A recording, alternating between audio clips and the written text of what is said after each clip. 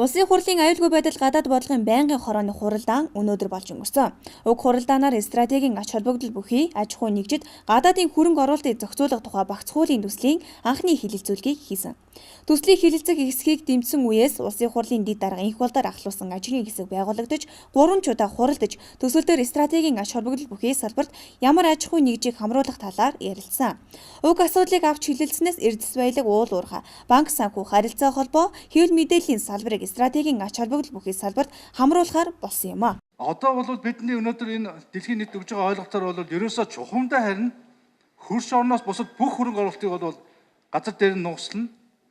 Харин одоо зөвхөн хөрш орны хөрөнгө оруулалт ямар ч нөхцөлд Монголд өнөөдөр бүр хамгийн одоо үйл хөдлөх диктатур байсан нөхцөлч хөрш орнуудын хөрөнгө оруулалт тэр тусмаа байна. Яг энэ нөхцөл байдал руу авчиж байгаа юм болоод байна гэж ерөөсөө ойлгогдоод байгаа байхгүй. Тэгэхээр энэ бүгд дээр одоо засгийн газар ямар байр суурьтай байгаа юм бэ? Энийг их хурлын байнгын орон дээр танилцуулах цаг болсон юм шүү гэдэг л асуудал байна. Тайлбарж ойлгуулад байгаа учраас гадна талд буруу мессеж өгч байгаа болохоос биш. Яг энэ хуулийн агуулга мөн чанар гадны хөрөнгө оруулалтыг хааж хорьсон тийм зүйл заалт байхгүй.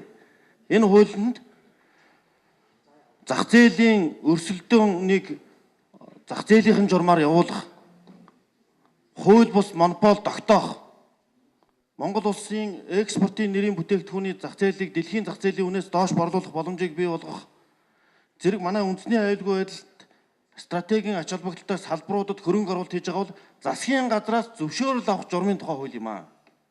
Хааж хорж байгаа зүйл байхгүй. Монгол улсад суугаа бүх элчин сайд нарыг ураад бид мэдээлэл хийсэн. Ойлгож байна лээ. Тэгэхээр таны мэдээлэл жоохон буруу ойлгогдсон байгаа юм болов уу?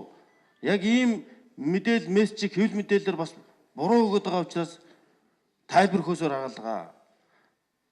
Манай энэ өнөөдрийн хууль тогтоомжуудаар одоо энэ ажлын хэсгээс оруулж байгаа саналуудаар ч гэсэн гадаадын хөрөнгө оруулалтыг хааж боож байгаа зүйл байхгүй шүү.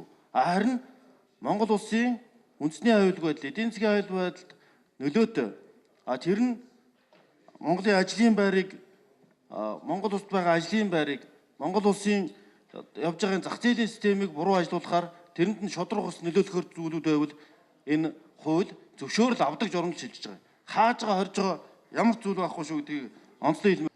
Энд бол нэг гадны хөрөнгө оруулалтыг улаан цам хорьсон барьсан байхгүй. Монгол улс эзэнтэй, төртэй, засагтай байх, эзэнтэй байх үүднээс өөрсдөө эзэн юмаа мэдэх энэ л одоо зарчмын үндсэн дээр хязгаарлалтын зохицуултуудыг л хийж өгсөн байгаа.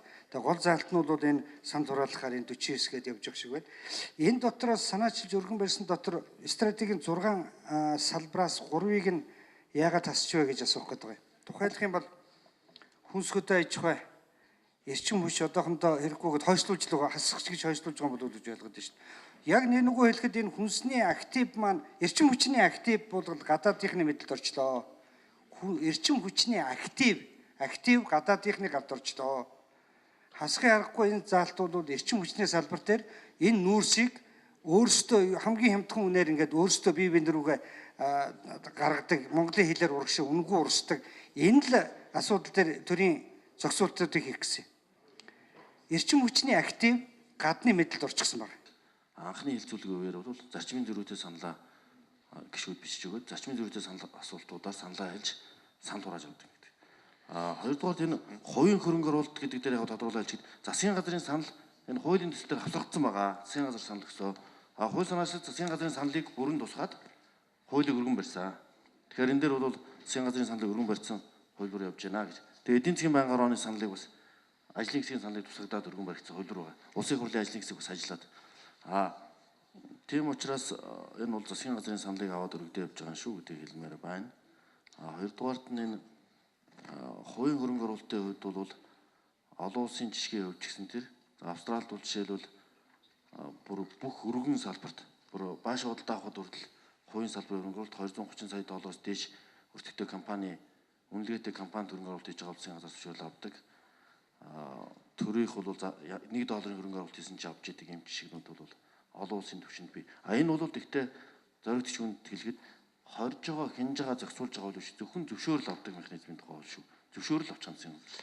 Бид тодорхойлчих. Тэгээд засгийн газраас бол 3 сарын дотор бол нийтдээ бол энэ нэг 45 хоногийн дотор 5 сарын дотор бол санд өгсөн байхаар санал.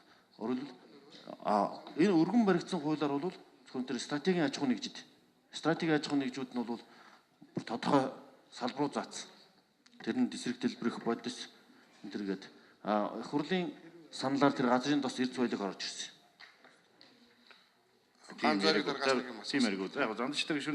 Тодруулж хэлбэл эрдэс баялаг уул уурхайн салбар энэ ангилалд хамаарснаар давсны орд эснийг карьерт гадаадын аж ахуй нэгж хөрөнгө оруулах тохиолдолд хэрвээ хувь эзэмшил нь 41-ээс илүү гарах бол засгийн газарт хандаж асуудлыг тавих юм а.